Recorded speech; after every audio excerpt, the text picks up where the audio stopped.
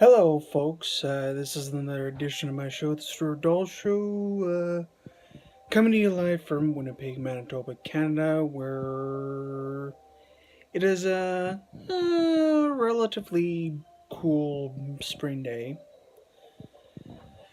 But, anywho, what was I gonna say? On this coming Tuesday, April the 16th, it'll be the 74th anniversary of the Battle of Berlin, in which the German military of you know over 700,000 men, and that against the Soviet Red Army of like 2.5 million troops, plus tanks, armored vehicles, self-propelled guns, all that. And the thing is how did the residents of Berlin get woken up at 3 o'clock in the morning, April 16th, 1945? It was from the deafening barrage of 9,000 guns, Soviet guns. They were literally almost packed like wheel to wheel like this, and they were just pounding the German lines with shells and rockets. But and then the plan went disastrously wrong because the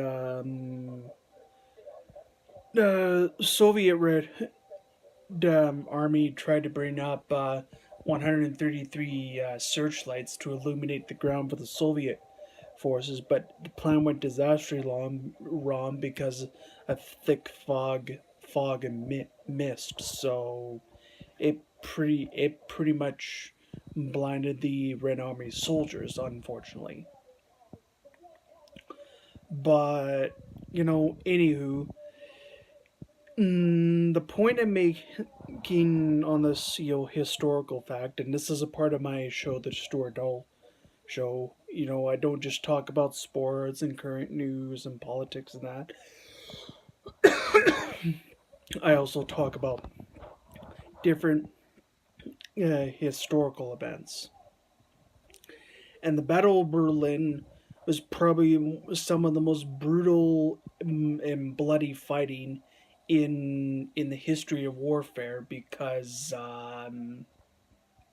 just because of the sheer scale and magnitude of because the mm, because after that the peace wasn't after that battle peace wasn't fully restored in Eastern and Central Europe for another 45 years, because the Soviet Red Army were the ones that took Berlin first and planted the red flag on top of the Reichstag roof, which was pretty much half smashed in by shells fired at point blank range. But uh, anywho, but also the NHL playoffs are going to be starting this week, so that's going to be pretty exciting. And the Jets have games 1 and 2 here Wednesday and Friday, and then they go to St. Louis for 3 and 4, and then I believe, if necessary, and they come back to Winnipeg, and then I think if necessary they go back to St. Louis, but I don't know, how the whole playoff process works in that.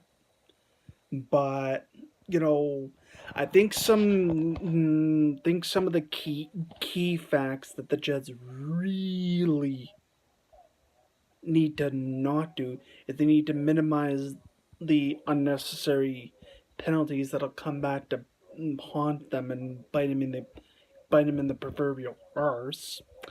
And I mean like minor penalties like roughing, cross checking, boarding, all those, little minor penalties.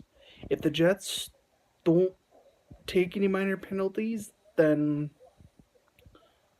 they'll make it through this first round series. But I think what it's gonna in this first round series, it's really gonna come down to who wants it more? Do on one hand, do you there's the Winnipeg Jets and the Saint and the St. Louis Blues, but I think it's just simply it's just gonna come down to who literally wants it more, whether it be you know whether it be the Winnipeg Jets or the St. Louis Blues. But also, I think the Jets, like key, main, players in that really, really need to, take it up another notch if you catch my drift. And I mean people like, Dustin Bufflin and, Nikolai Ehlers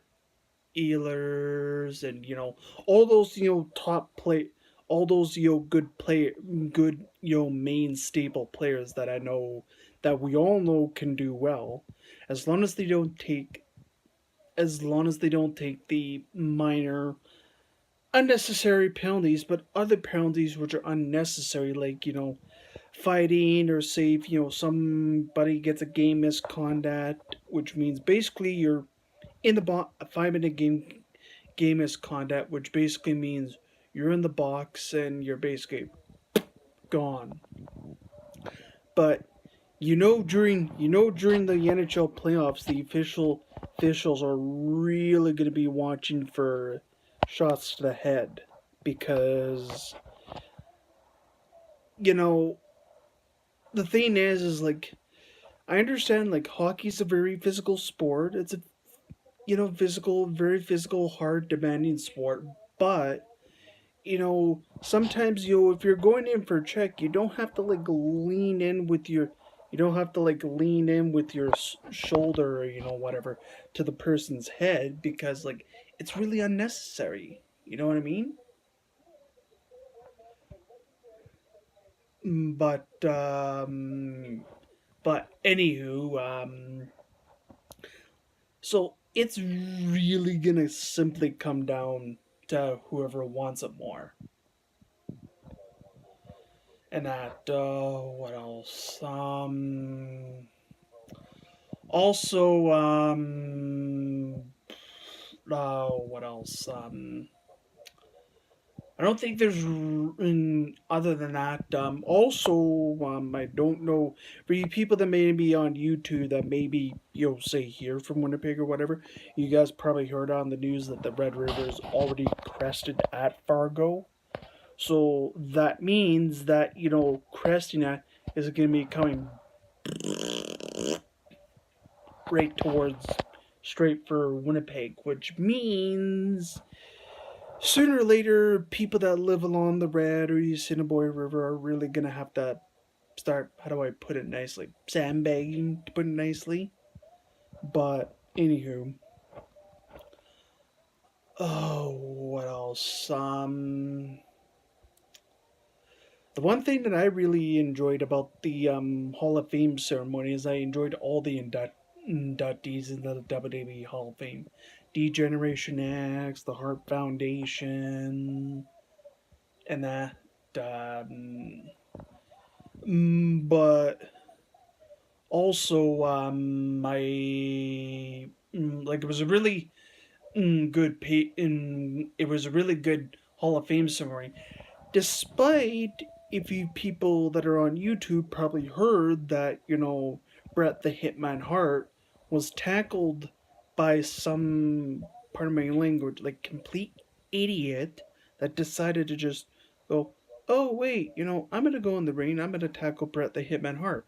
Well, guess what? As a result of it, the guy's not only got been charged with 4 counts of criminal trespassing, and I believe 3 counts of mischief, I believe. But anywho, it's like you you just don't pull a stunt like that. It's like really, really, wow. But anywho, um, as I'm about and anywho, what else? Other than that, there's not really much else to say other than this has been another edition of my show, the Stuart Doll Show. And for you young people, you'll stay in school, stay out of trouble, and you'll do perfectly fine. And just stay cool, my friends.